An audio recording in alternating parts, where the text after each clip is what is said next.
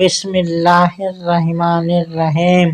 آپ کی خلافت آقائے دو عالم نور مجسم صلی اللہ تعالی علیہ وسلم کی وفات کے بعد یہ سوال پیدا ہوا کہ ان کا نائب اور خلیفہ کس کو مقرر کیا جائے۔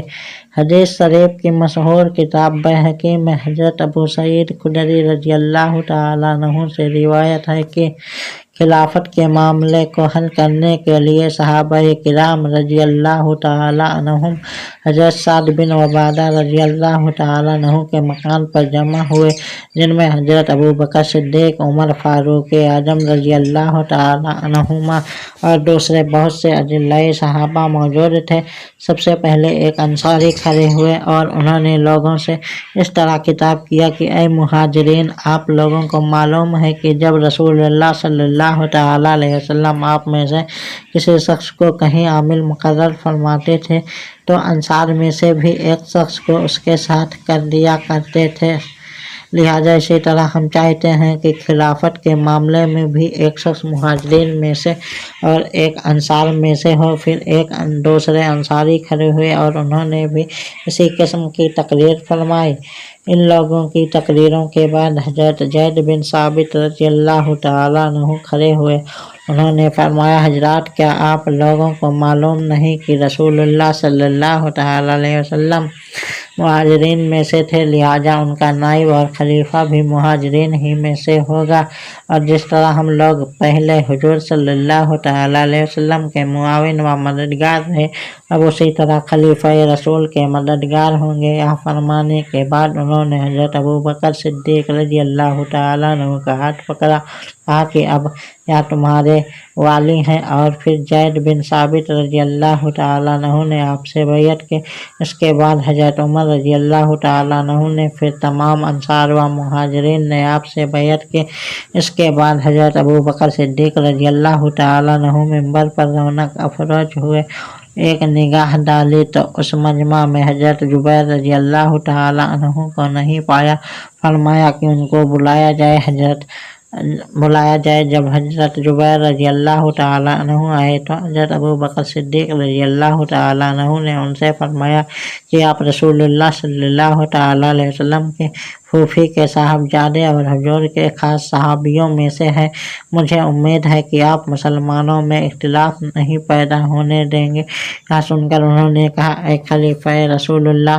آپ کوئی فکر نہ کریں۔ یہ کہنے کے بعد کھڑے ہوئے اور آپ سے بیعت کر لی۔ پھر حضرت ابو بکر صدیق رضی اللہ تعالیٰ عنہ نے مجمع پر ایک نظر ڈالی تو اس میں حضرت علی علیہ السلام موجود نہ تھے۔ انہوں نے کہا، علی بھی نہیں ہے، ان کو بھی بلایا جائے۔ جب حضرت علی علیہ السلام تشریف لائے تو آپ نے فرمایا کہ اے ابو طالب کے صاحبزادے، آپ رسول اللہ صلی اللہ تعالیٰ علیہ وسلم کے چچا جاد بھائی اور ان کے داماد ہیں، مجھے امید ہے کہ آپ اسلام کو کمزور ہونے سے بچانے میں ہماری مدد کریں گے۔ انہوں نے بھی حضرت جبیر رضی اللہ تعالیٰ عنہ کی طرح کہا کہ اے خلیفہ رسول اللہ، آپ کچھ فکر نہ کریں۔ یہ کہہ کر انہوں نے بیعت کر لی۔ تاریخ الخلفاء اور مدارج النبوت میں ہے کہ حضرت علی علیہ السلام نے فرمایا، قدمک رسول اللہ صلی اللہ تعالی علیہ وسلم فمن الذی یجروک،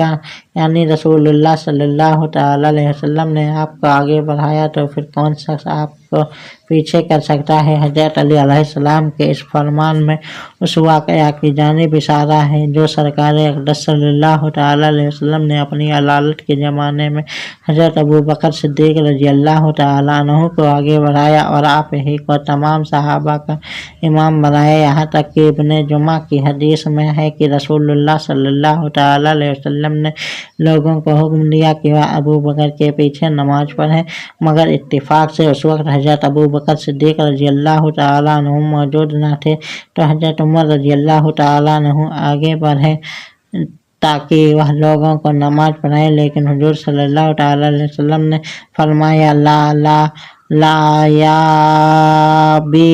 अल्लाह वल मुस्लिमून वल अबा बकरिन यसल्ली बिन्नास अबू बकर, यानी नहीं नहीं नहीं, अल्लाह और मुसलमान अबू बकर ही से राजी हैं, वही लोगों को नमाज पढ़ाएंगे। तारीखुल खुलफा 43। बहरहाल इस तरह हजरत अबू बकर सिद्दीक रजी अल्लाह तआला अन्हु को मुत्तफ़क़ा तौर पर तस्लीम कर लिया गया और किसी ने इख्तिलाफ नहीं किया, और अल्लाह के महबूब दानाए खिफाया व गुयूब छुपी और पोशीदा को जानने वाले जनाब अहमद मुज्तबा मोहम्मद मुस्तफ़ा सल्लल्लाहु तआला अलैहि वसल्लम का फरमान हर्फ बहर्फ सही हुआ कि मेरे बाद खिलाफत के बारे में खुदाए तआला और मोमिनीन अबू बकर के अलावा किसी को कबूल न करेंगे, और हुजूर सल्लल्लाहु तआला अलैहि वसल्लम का फरमान क्यों न सही हो कि वह अल्लाह के प्यारे महबूब हैं। तो नदी बहता हुआ धारा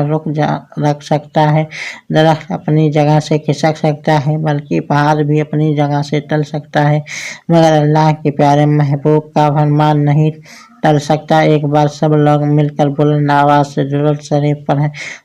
अल्लाहुम्मा सल्ली अला सय्यिदना मुहम्मद व अला आले सय्यिदना मुहम्मद व बारिक व सल्लिम।